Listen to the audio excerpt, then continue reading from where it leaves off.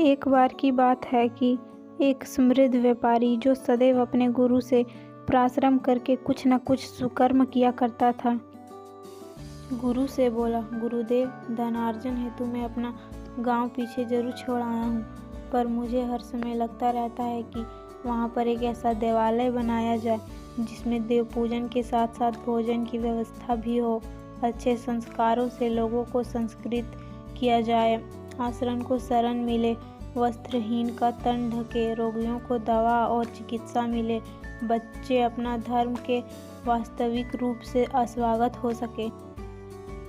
सुनते ही गुरु प्रसन्नता पूर्वक बोले, केवल गांव में ही क्यों, तुम ऐसा ही एक मंदिर अपने इस नगर में भी बनवाओ। व्यापारियों को सुझाव पसंद आया और उसने 2 मंदिर, एक अपने गांव में और दूसरा अपने नगर में जहां वह अपने परिवार के साथ रहता था, बनवा दिए। दोनों देवालय शीघ्र ही लोगों की श्रद्धा का केंद्र बन गए, लेकिन कुछ दिन बीते ही थे कि व्यापारी ने देखा कि नगर के लोग गांव के मंदिर में आने लगे हैं, जबकि वहां पहुंचने का रास्ता काफ़ी कठिन है। उनकी समझ में नहीं आ रहा था कि ऐसा क्यों हो रहा है। कुछ भारी मनसेवा गुरुजी के पास गया और सारा वृत्तांत कह सुनाया।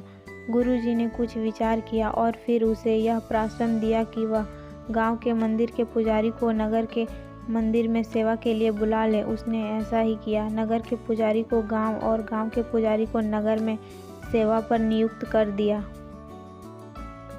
कुछ ही दिन बीते थे कि वह यह देखकर शतबद्ध रह गया कि अब गांव के लोग नगर के मंदिर की ओर रुख करने लगे हैं। अब तो उसे हैरानी के साथ साथ परेशानी भी अनुभव होने लगी।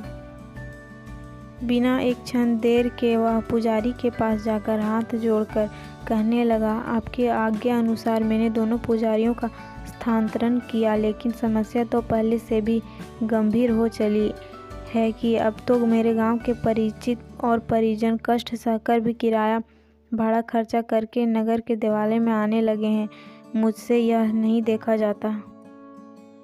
व्यापारी की बात सुनते ही गुरुजी सारी बात समझ गए और बोले, हैरानी और परेशानी छोड़ो। दरअसल जो गांव वाले पुजारी हैं, उनका अच्छा स्वभाव ही है जो लोग उसी देवालय में जाना चाहते हैं जहां वे होते हैं। उनका लोगों से निस्वार्थ प्रेम, उनके दुख में दुखी होना, उनके सुख में प्रसन्न होना, उनसे मित्रता का व्यवहार करना ही लोगों को उनकी ओर आकर्षित करता है और लोग स्वतः ही उनकी ओर